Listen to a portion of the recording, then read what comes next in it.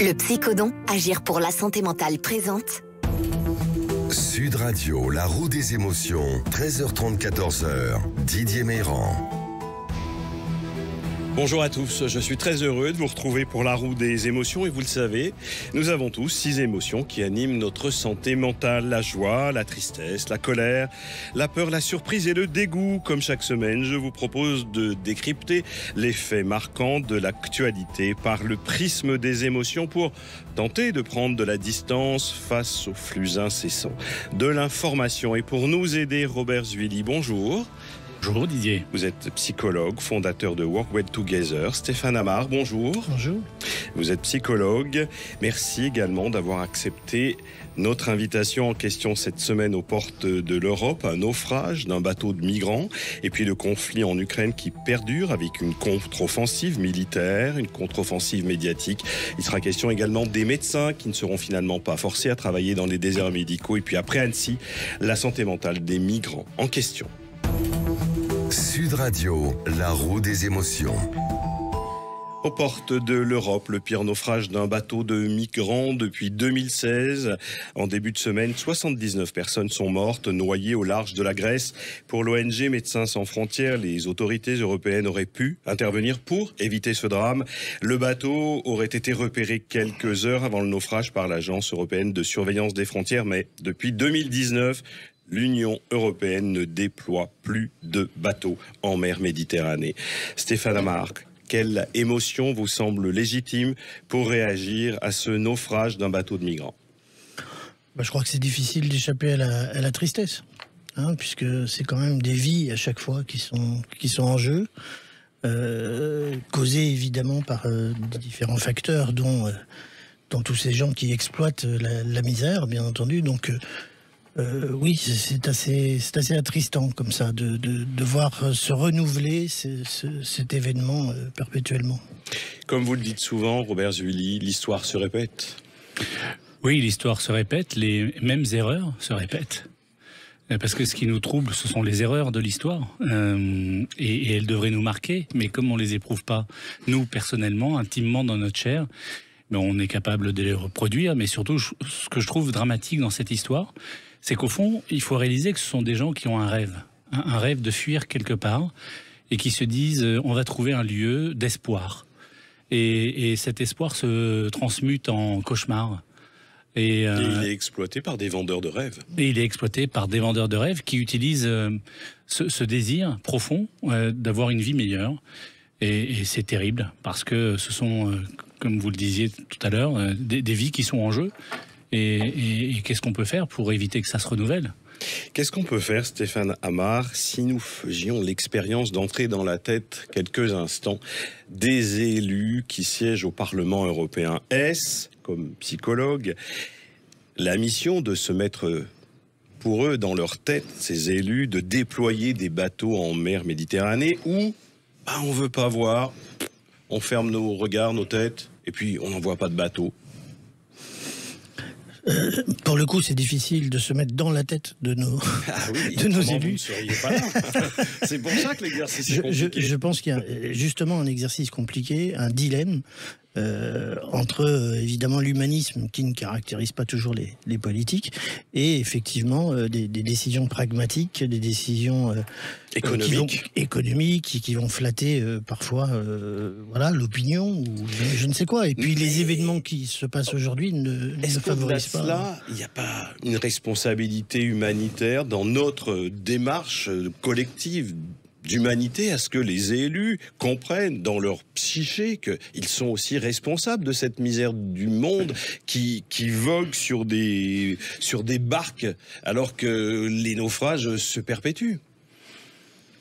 Vous savez, quand je réfléchis à tout ça, je fais référence à des modèles théoriques que j'ai développés autour des émotions qui disent qu'il y a 3 manières d'appréhender la réalité.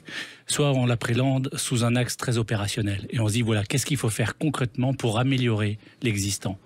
Soit on le fait à travers un prisme qui est celui de la stratégie, de la vision, de l'idéal qu'on peut avoir pour une société. Et à ce moment-là, c'est là où les politiques peuvent aussi porter un message et une vision. Et puis il y a une troisième dimension que j'appelle la dimension symbolique, qui est celle de notre sensibilité, qui est celle qui fait qu'on ressent les choses et qu'on se dit comment on peut agir pour que ce que je ressente et qui me trouble puisse ne pas agir. Et c'est là où bien souvent les politiques manquent de moyens. Ils peuvent avoir de belles visions, ils peuvent tenter de se dire bah tiens, on va mettre des choses en pratique, mais politiquement, ils ne sont pas capables de le faire. Parce qu'il y a trop d'enjeux qui les gouvernent et qui sont des éléments de blocage. Des obstacles psychologiques. Ça peut être. Comme chacun d'entre nous.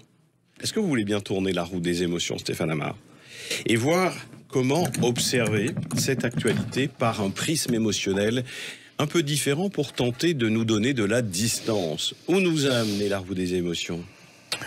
La roue des émotions nous confirme à peu près la seule émotion qu'on peut ressentir là, voire effectivement la colère. Mais oui, on aurait été plus embêté avec la joie quand même, là, pour le coup. Hein. Oui. Robert Judy.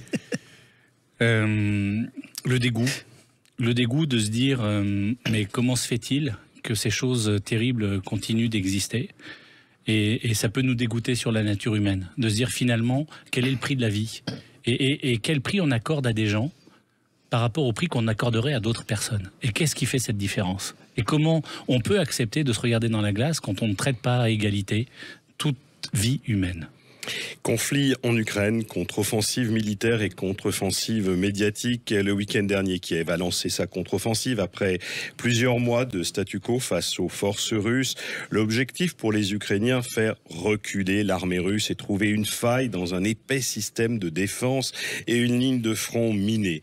Pour le chef de l'OTAN, l'armée ukrainienne progresse. De son côté, Poutine affirme que les pertes ukrainiennes sont catastrophiques. Stéphane Amar, avec quelle émotion vous semble-t-il audible d'observer cette actualité sur ce front? Moi, je crois que c'est la colère qui me vient là, la colère de voir se succéder en permanence une superposition de la guerre médiatique à la guerre réelle. C'est-à-dire que là, il y a vraiment une recherche de troubler les points de vue à coup d'effets d'annonce, et on ne sait plus quoi penser finalement. Qui agresse, qui est agressé, le flou est total. Quoi penser, Robert Zuilly? Cette contre-offensive militaire, contre-offensive médiatique, Kiev, les Russes? Si on prend un autre prisme émotionnel qui est la peur, par exemple. La peur se nourrit du degré d'incertitude. Là, le degré d'incertitude est total, et quand il est total, on est plus proche de l'angoisse que de la simple inquiétude. Et quand on est angoissé, on raisonne en termes de menaces à l'égard du monde. On se dit, mais comment je peux faire pour continuer à exister et à faire que mon identité nationale perdure? Et il y a ce sujet de l'équilibre entre l'info et l'intox. Quelle est la réalité? Et c'est très intéressant de se poser la question de la représentation de la réalité de chacun. Parce qu'on pourrait se dire, il y en a un qui ment puisqu'ils n'ont pas la même version de la réalité. Et tous les conflits qu'on rencontre dans la vie, et je les rencontre en entreprise comme dans la vie de tous les jours, c'est quand quelqu'un impose son ressenti à l'autre en considérant que son ressenti est la réalité. Or, le ressenti est une perception, il y a autant de perceptions que de réalité, que d'individus. Vous tournez la roue des émotions. J'utilise aujourd'hui votre savoir-faire, Stéphane Amar, pour nous faire gagner en flexibilité mentale et se tourner vers la surprise. Alors cette surprise, elle est assez étonnante lorsque l'on regarde combien dans un conflit, dans ce front, mais c'est pas nouveau, il y a la volonté de la manipulation médiatique quand même. Et, on a envie d'être surpris, mais pas vraiment, on a l'impression que c'est construit. C'est-à-dire que justement, ça n'est même plus surprenant tellement, comme je disais tout à l'heure, ça se répète.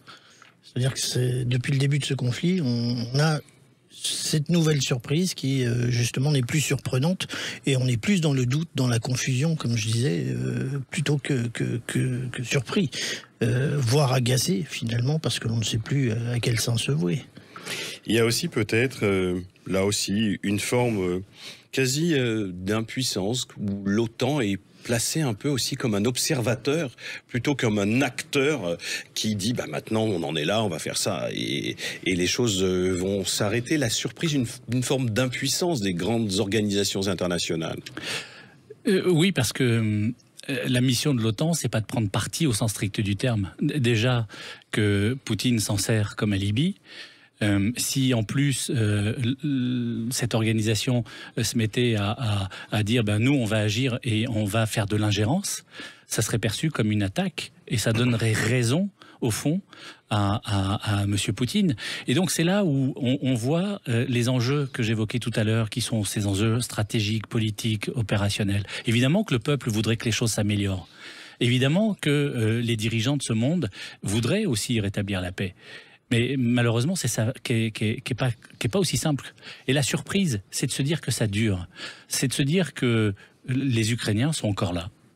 Nous nous retrouvons dans quelques instants pour faire tourner la roue des émotions sur l'actualité en question cette semaine. Les médecins qui finalement garderont leur liberté d'installation au-delà des besoins sur les territoires où la désertification médicale fait rage. Et puis après Annecy, comment s'interroger sur la santé mentale des migrants et comment mieux la prendre en charge. Le Psychodon, agir pour la santé mentale présente. Sud Radio, la roue des émotions, 13h30, 14h, Didier Meyran. Et nous nous retrouvons pour faire tourner la roue des émotions sur l'actualité de la semaine. En France, les médecins ne seront finalement pas forcés à travailler dans les déserts médicaux.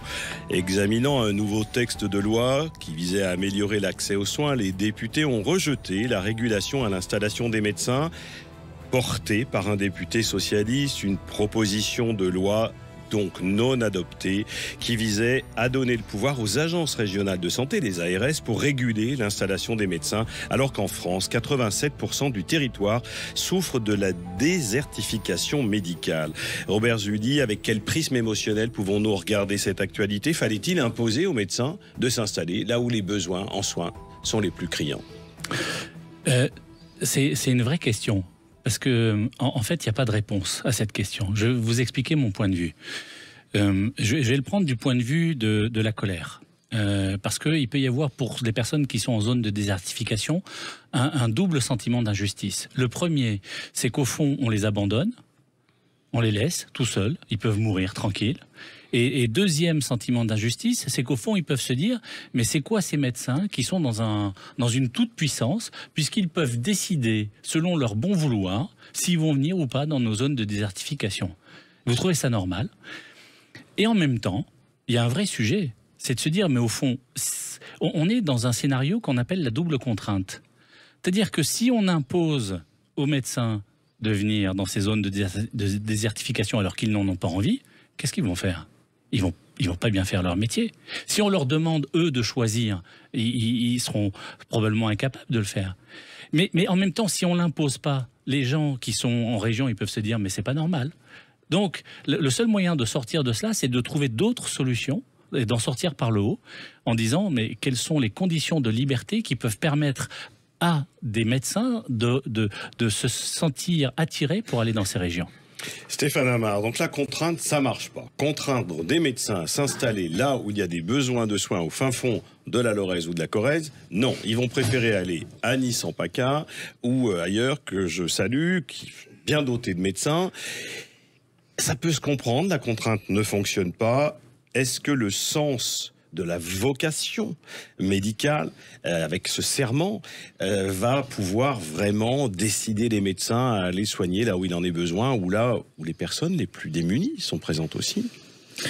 Il y a des choses qui fonctionnent déjà, des encouragements, alors que ce soit fiscaux ou autres, plutôt que de la contrainte. En effet, selon ce qu'on privilégie, la position qu'on privilégie, on va être dans une émotion différente. Moi, j'aurais tendance comme ça à être plutôt content qu'on n'ait pas contraint des gens à habiter là où ils ne veulent pas. Comme vous disiez, ça met les médecins dans une position impossible, voire de refuser tout simplement d'exercer. Donc, ça ne serait pas de ce point de vue-là tout à fait une bonne idée. En revanche, encourager, en effet, proposer, et compter sur le bon sens. L'intérêt que ça. Vous n'avez pas rebondi sur la vocation. Est-ce qu'il s'agit d'une vocation pour les médecins? Vous savez, la vocation aujourd'hui dans le milieu médical, elle est mise à mal par les conditions d'exercice. Moi, j'ai souvent vu ça à l'hôpital depuis ces dernières années. En effet, des gens qui, au départ, ont choisi ce métier, mais finissent par en être dégoûtés, si on reprend les émotions là. La vocation, le sacerdoce, est-ce que le médecin est dans ce prisme émotionnel? Alors oui, il peut avoir ce désir de réaliser une vocation, parce que c'est un idéal profond chez lui. C'est peut-être d'ailleurs dans les gènes, hein, toute la famille est dans ce secteur. Mais à un moment donné, il y a le principe de plaisir et le principe de réalité qui peuvent s'opposer. Et si le principe de plaisir, c'est de se dire oui, ma vocation, mais peut-être pas à n'importe quel prix, et ça, c'est le principe de réalité. Tout à fait. Et c'est là où il faut rendre désirables les choses plutôt que de les rendre contraignantes. À suivre, peut-être au fil de nos vies, au fil des émotions. Voyons ce que nous dit justement la roue des émotions pour observer ce fait d'actualité. Les médecins gardent leur libre droit d'installation, peu importe le territoire. Quelle surprise, Stéphane Amar. Et on pourrait dire que c'est presque surprenant de penser, là pour le coup, d'avoir pensé ce projet de loi. On est en effet dans une société aujourd'hui qui, comme ça, oscille entre la coercition et parfois le laisser aller total des revendications d'une liberté absolue. Donc on voit que ça ne marche pas. On voit que la vie, ça ne fonctionne pas comme ça. En tout cas, pas sur tout, évidemment. Et donc, moi, j'étais surpris par cette idée saugrenue, on va dire. L'idée saugrenue d'imposer peut-être aux médecins d'exercer sur des territoires où la désertification médicale est probante. À suivre, on verra bien dans les mois, les années à venir où s'installent les médecins. Il ne faut pas oublier une chose, je rajoute juste, il ne faut pas oublier une chose, c'est qu'on est dans une période de pénurie de médecins. Bah bien sûr. Donc, c'est pas seulement les zones désertifiées qui sont concernées, mais même les endroits où il y a suffisamment, il n'y a pas suffisamment. Voilà. Après Annecy et ce drame, la santé mentale des migrants est de nouveau en question. En février 2021, une personne d'origine soudanaise poignarde à mort le directeur du centre qui l'hébergeait, sans raison connue. En août 2021, une personne d'origine rwandaise assassine le prêtre qui l'avait accueilli. L'assaillant d'Annecy souffrait-il de troubles psychiques? En attendant des diagnostics plus précis, de nombreux experts dénoncent les difficultés psychiques des réfugiés et le manque de prise en charge de ces personnes qui sont souvent isolées et victimes de troubles post-traumatiques. Avec quel prisme émotionnel, Robert Zuilly, vous semble-t-il légitime, pragmatique d'observer ce sujet, la santé mentale des migrants? La peur, peut-être ici, qui peut gouverner notre sentiment qu'au fond, tous les migrants sont potentiellement des individus dangereux pour la société. Et moi, ça me fait peur, ça, qu'on puisse se représenter ça. C'est une stigmatisation. Mais bien sûr. En même temps, évidemment que c'est compréhensible. C'est dramatique, ce qui se passe. Quand on voit des enfants qui sont poignardés, on se dit, mais c'est une infamie. Donc, d'un point de vue logique, c'est totalement inacceptable. Mais ce qu'il faut aussi mesurer, et c'est pas une excuse, c'est juste une explication, c'est que ces personnes qui sont avec ce statut de migrants, ils sont probablement en souffrance depuis longtemps. Or, la souffrance, elle a une capacité, c'est qu'elle détruit petit à petit l'estime de soi. Et quand on vous détruit l'estime de soi, à un moment donné, les choses perdent de la valeur. Et ce qui nous paraît extrêmement important en termes de valeur, ben pour un migrant, ça n'a plus du tout la même valeur. Et donc, on perd nos repères et on met en œuvre des actes psychopathiques qui sont ces passages à l'acte, qui sont dénués de sens pour nous, dont l'estime de soi a été relativement protégée par le fonctionnement de notre société. Stéphane Amar, comment est-ce que vous réagissez? Oui, je suis assez d'accord avec ça. Et c'est même peut-être au-delà même de l'estime de soi, c'est tous les repères finalement que le contexte culturel initial permettait de contenir, qui se retrouvent parfois volés en éclats dans dans une nouvelle société dans laquelle on n'a pas de reconnaissance, dans laquelle on n'existe pas vraiment, et qui peut-être en effet à l'occasion aussi de tous ces traumatismes potentiels que traversent ces migrants, vont fragiliser finalement l'équilibre qui était plus ou moins prégnant.